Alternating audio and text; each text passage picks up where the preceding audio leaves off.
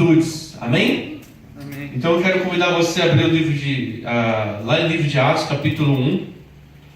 Nós vamos dar na introdução nessa palavra aqui que Deus colocou. É uma palavra de ensino, amém? Como nós estamos aqui só com obreiros, então essa é uma palavra fundamental para nossas vidas. São palavras na qual nós temos que tomar elas como exortação. Vocês lembram o que eu falei no domingo retrasado, que eu ministrei aqui a respeito de exortação, irmãos? Que exortação não é você chamar a atenção da pessoa. Exortação não é você corrigir ela com regras, com ditaduras, mas é você motivar elas a prosseguir na caminhada com Cristo, é você incentivar, é você levantar, é você sustentar ela para continuar firme com o objetivo, no caso o objetivo de seguir a Cristo, amém? Então essa é o sentido da palavra exortação. A palavra do Senhor em Atos dos Apóstolos, capítulo 1 em diante, diz assim: em meu livro anterior, Teófilo, escrevi a respeito de tudo o que Jesus começou a fazer e ensinar, até o dia em que fui elevado nos céus, e depois de ter dado instruções por meio do Espírito Santo aos apóstolos que haviam escolhido.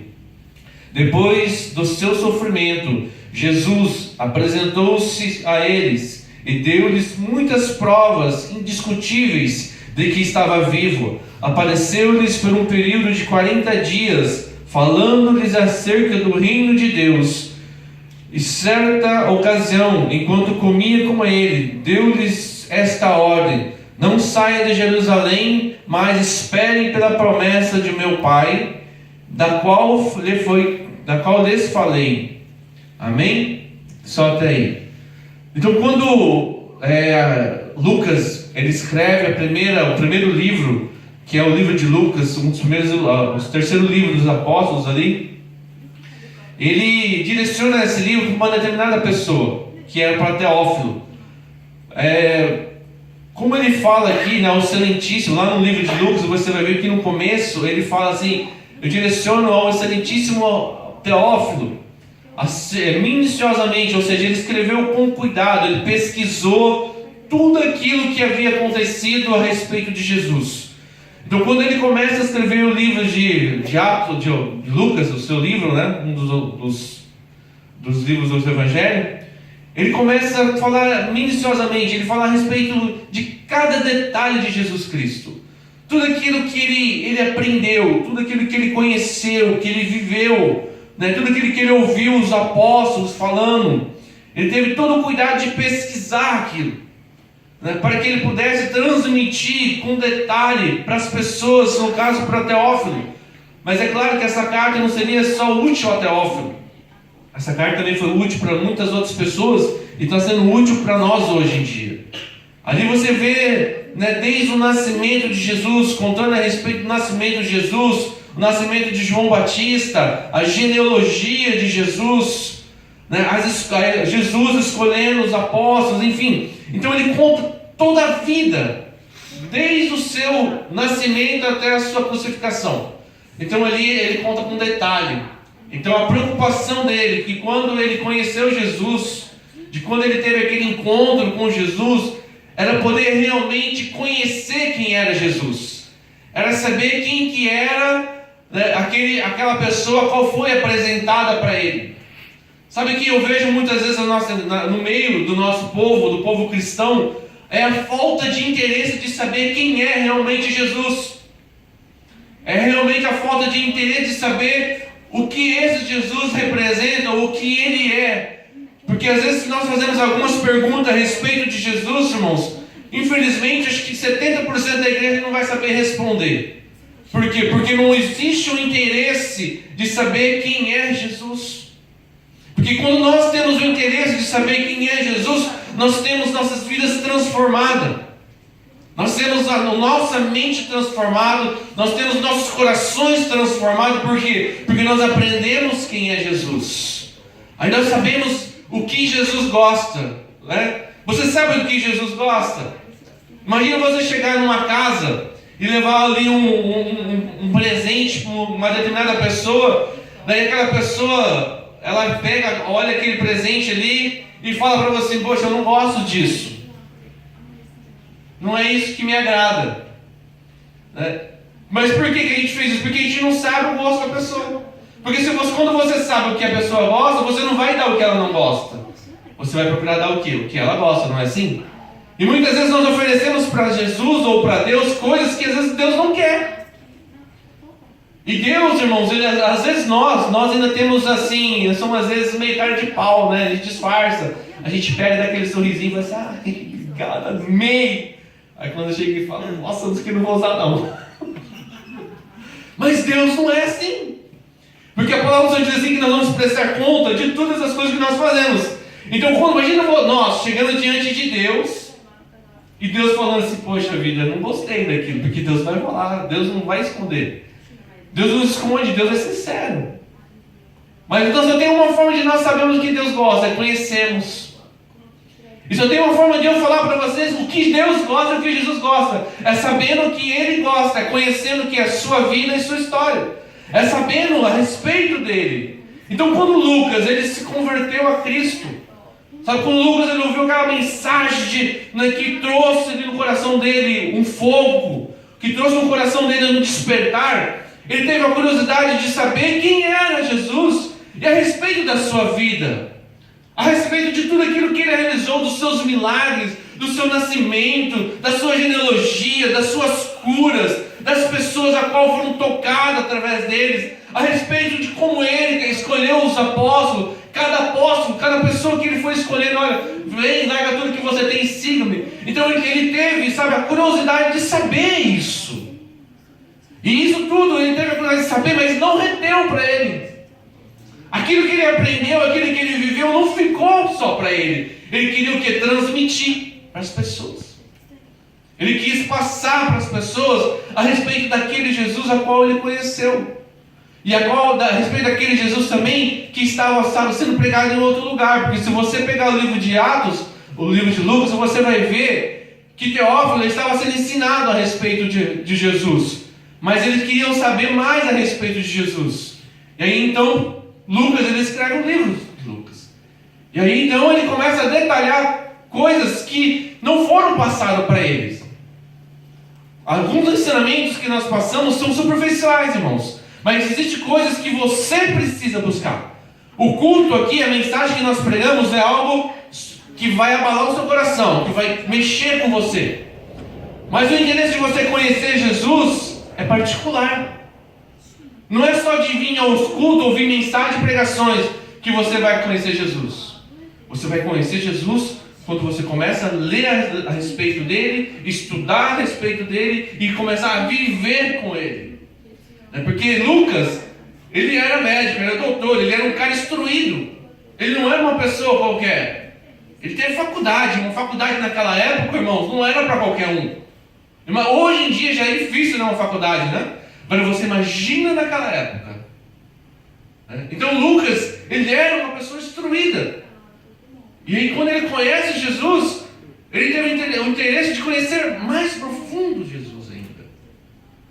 Aí quando ele passa tudo aqui a respeito da vida inteira de Jesus, ele teve um encontro ali com os discípulos, porque quando ele escreve a respeito de Atos dos Apóstolos, a gente vê que no começo ele fala assim, que ele escreveu a respeito de Jesus, de tudo aquilo que ele fez. Aqui fala assim, olha, em meu livro anterior, ou seja, na primeira carta que ele escreveu para Teófilo, ele passou o que? A respeito da vida.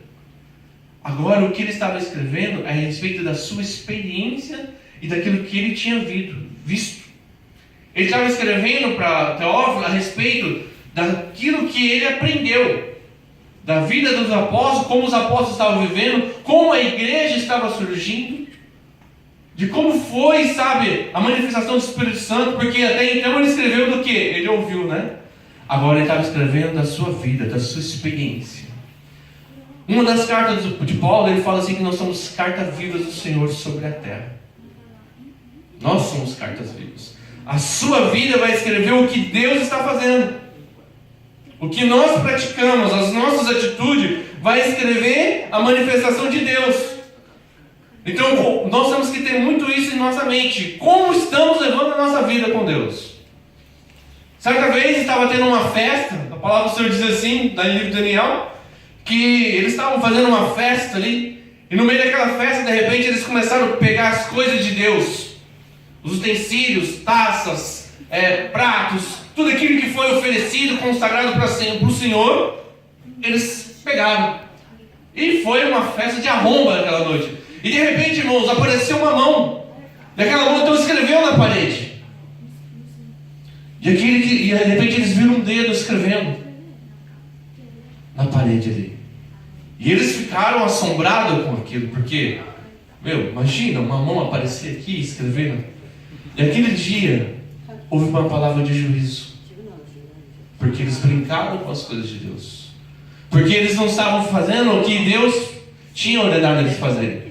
Porque o rei que estava dando aquela festa, ele sabia quem era Deus. O pai dele conheceu Deus.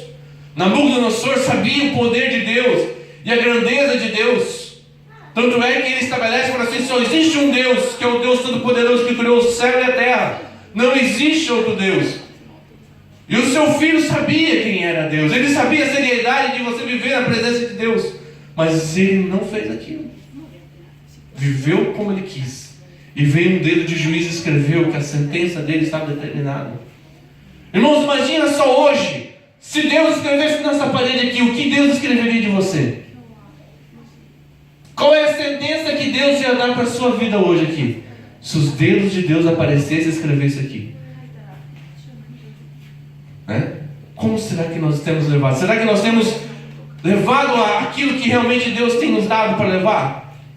Será que nós temos vivido com seriedade aquilo que nós ouvimos e estamos colocando em prática aquilo que nós aprendemos? Porque o apóstolo, aqui Lucas, ele colocou em prática a sua vida aqui. Porque em cada detalhe desse livro de Atos dos Apóstolos ele participou, ele viveu. As suas viagens com Paulo, a conversão de Paulo. Alguns estudiosos acreditam que Lucas e Paulo eram amigos, já se conheciam antes da conversão. E quando Paulo se converteu, Lucas também se converteu logo em seguida. Isso é algumas coisas que se cogitam, segundo alguns estudiosos, mas não existe nada concreto, nada certo, pelo fato de ambos ter feito faculdade. Paulo fez a faculdade, Lucas fez faculdade. Mas isso também não importa, porque o que importa foi como ele viveu a vida dele. Porque não importa para Deus, Deus não permitiu que escrevesse o passado de Lucas, porque o passado para Deus não importa mais. O que importa é o presente, é como nós vamos viver daqui para frente. Porque Lucas passou por um processo, o processo de conhecer Jesus, de saber quem realmente era aquele homem, aquele Deus que tinha vindo como forma de homem, E aí então, era como ele ia viver a sua vida daquele dia em diante, daquele momento para frente. E aí então ele começa a testemunhar, através de Atos dos Apóstolos, cada detalhe.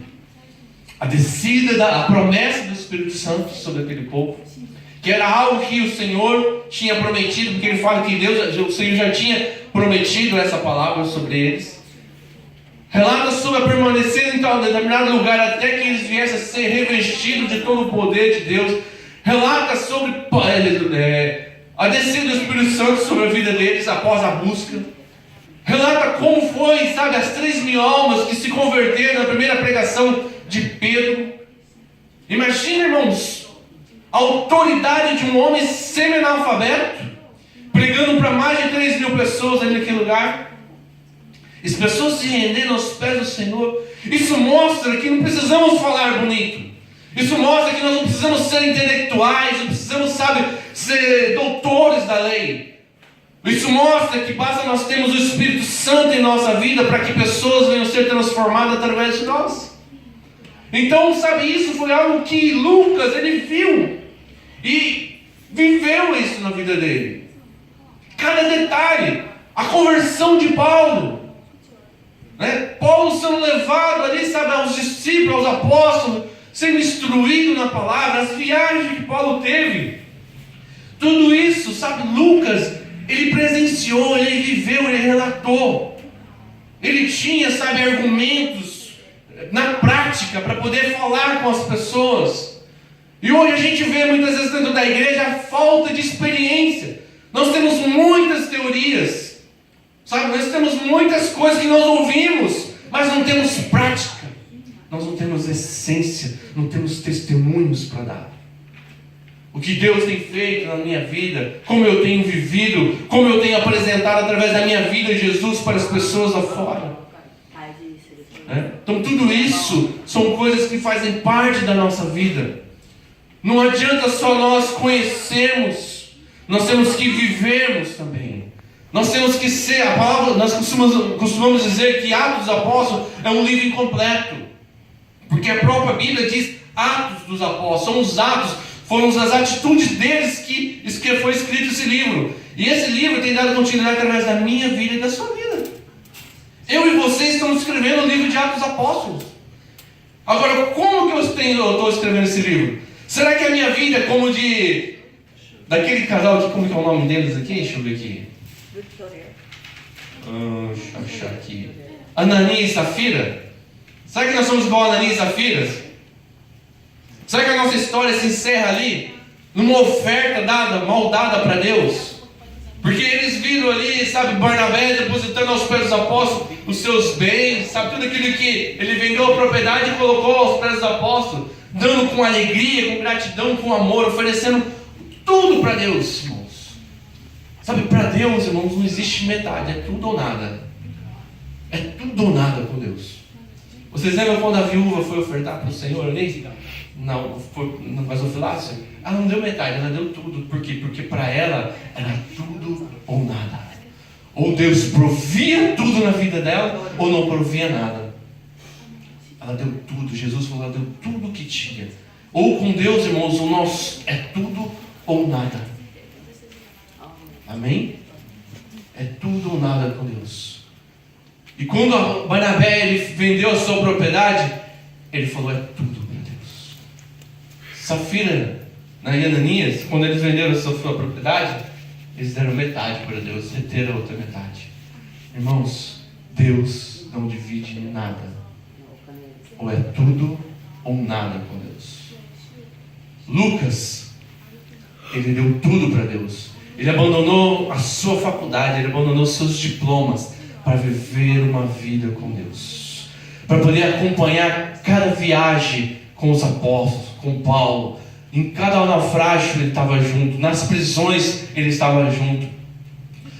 A palavra do Senhor diz assim que Paulo, ele escreve para Timóteo, se não me engano, ele fala, Timóteo, todo mundo me abandonou, menos o meu médico amado, Lucas. Só Lucas permaneceu comigo aqui nas prisões, mas todos os outros me deixaram. Irmãos, será que ele precisava fazer isso? Claro que não, para quê?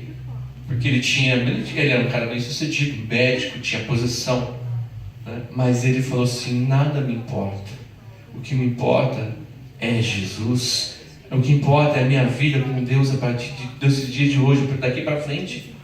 Amém? Então para Deus é tudo ou nada.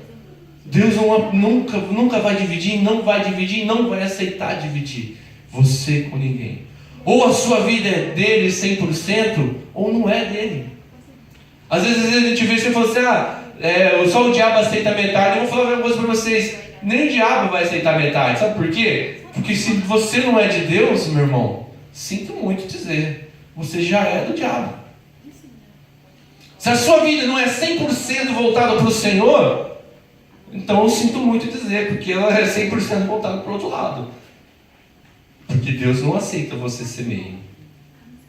Ou você é inteiro ou você não é nada. Sabe por que Deus fez isso? Porque Ele deu tudo por você. Ele deu tudo. Ele deu o seu filho para você. Ele permitiu que Ele viesse para que o sangue dele fosse derramado pela minha vida e a sua vida. Então, como Ele deu tudo, Ele não aceita metade, Ele não quer tudo também. Então, para Deus é tudo ou nada. Assim foi na vida de Lucas, irmãos. Lucas, ele deu tudo, ele ofereceu tudo.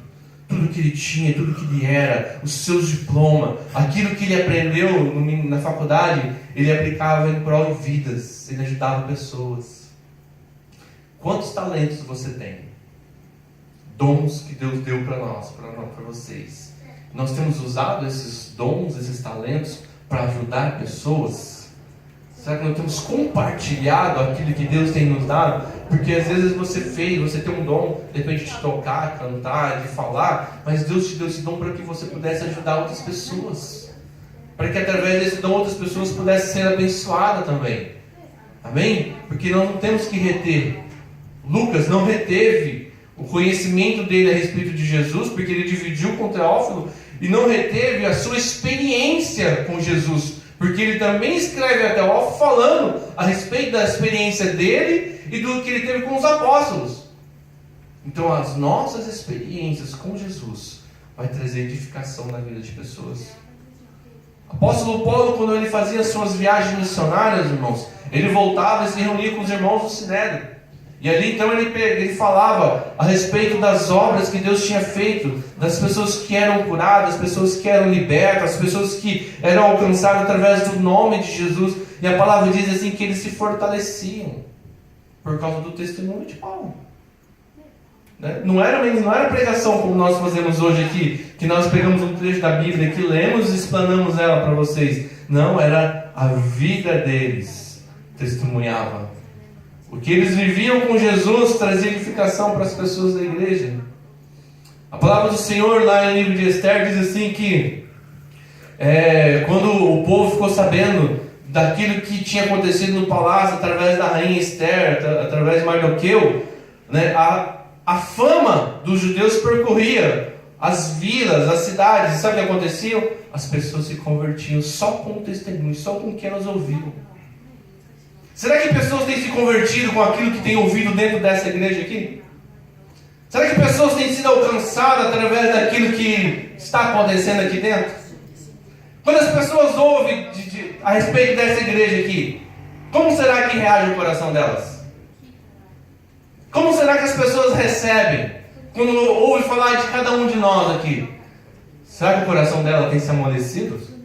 Será que as pessoas têm ouvido essa mensagem assim, poxa, a igreja de casa, de Suzuka? Não, olha, realmente, vamos para lá, porque nós vamos receber? E isso, irmãos, igreja, somos nós. Somos nós. É a nossa vida, é aquilo que Deus vai fazer em nós, que vai tocar no coração das pessoas. Porque foi assim. E a palavra de Deus diz assim, que a minha palavra não muda. Então, muda, irmãos. Se nós queremos ganhar pessoas para Jesus, nações para Jesus, vai ser através da nossa vida, através das nossas atitudes, através das nossas famas, através daquilo que Deus tem feito em nós. Porque é assim. O que a palavra do Senhor diz? Aqui em livro de Atos, que o povo, sabe, eles caíam na graça da igreja. Na verdade, a igreja caía na graça do povo.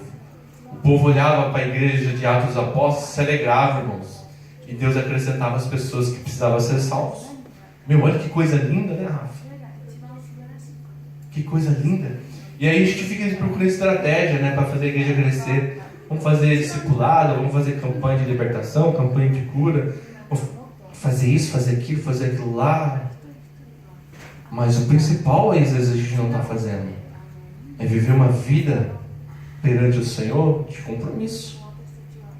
Amém, igreja? Nós somos obreiros, nós somos, sabe, futuros aqui pastores, futuros diáconos, futuros presbíteros, sabe? Então nós precisamos realmente viver uma palavra de verdade. Ou pelo menos saber fazer o esforço de viver essa palavra. Porque às vezes a gente nem esforço temos feito de viver o que tem sido aqui. Às vezes a gente falamos aqui, Jesus cura, Jesus liberta, Jesus sara, mas nós não vivemos como se Ele fizesse isso. Nós não vivemos como se Ele curasse, como se Ele liberta. Nós não vivemos. Mas eu creio que há um novo tempo, que Deus é um Deus de oportunidade. Se hoje nós estamos aqui, é porque Deus quer fazer o quê? Quer trazer um despertamento em nós. Deus, Ele quer abrir o nosso entendimento para que nós possamos realmente viver uma palavra de verdade com Ele. Eu lembro que um dia o pastor Haroldo, ele falou no culto, eu sempre lembro disso, ele falou assim, irmãos, o momento que nós mais somos mentirosos, o crente é mentiroso, é na hora do louvor. Não, eu fiquei pensando, será? Eu falei, é porque você canta, né, lá, principalmente aquele louvor, né, do que fala do amar o meu irmão, você é importante para mim. Daí tem, lá no Brasil a gente fala do abraço de tamanduá, né, porque o tamanduá tem uma unhona grandona, assim, quando ele te abraça, ele te crava assim nas costas, né. E às vezes a gente tem uns irmãos que dão uns abraços de tamanduá em nós na hora do louvor, sabe? Você vai abraçar os irmãos ficam agarrados assim, né. Mas é por quê? Porque nós não estamos vivendo realmente uma verdade da palavra. Nós não estamos deixando o Espírito Santo quebrantar, irmãos, nosso coração. Não estamos deixando o Espírito Santo realmente entrar em nossa vida. E nós não estamos dando tudo para Ele. Nós não estamos oferecendo tudo para Ele. Porque quando você oferece tudo para Ele, irmãos, Ele faz tudo para você. Tudo. Amém? Essa é a palavra que eu quero compartilhar com vocês, irmãos, nessa manhã. Vocês são obreiros do Senhor. Vocês vão ser pessoas que vão estar ministrando a palavra de Deus. Vão estar levando o Evangelho à frente, adiante. Vocês vão ser como Lucas. Porque hoje vocês aprenderam a respeito de Jesus. E vão aprender mais. Vocês precisam conhecer mais. Para que através da atitude de vocês, do testemunho de vida de vocês, do caminhar de vocês, vocês possam passar para outras pessoas o que Deus fez, está fazendo e o que ainda vai fazer na vida de vocês. Amém? Então recebe essa palavra. Essa é uma palavra de exortação para motivar vocês a crescerem mais, para motivar vocês a irem mais adiante. Porque se vocês chegaram aqui, vocês podem ir mais além ainda, porque Deus quer que vocês vão mais além. Se você sonhou um sonho grande, fique pensando que o sonho de Deus foi maior do que o seu sonho. Amém? Deus tem muito mais para fazer para vocês em nome de Jesus. Amém, Rafinha? Glória a Deus. Vamos colocar em pé.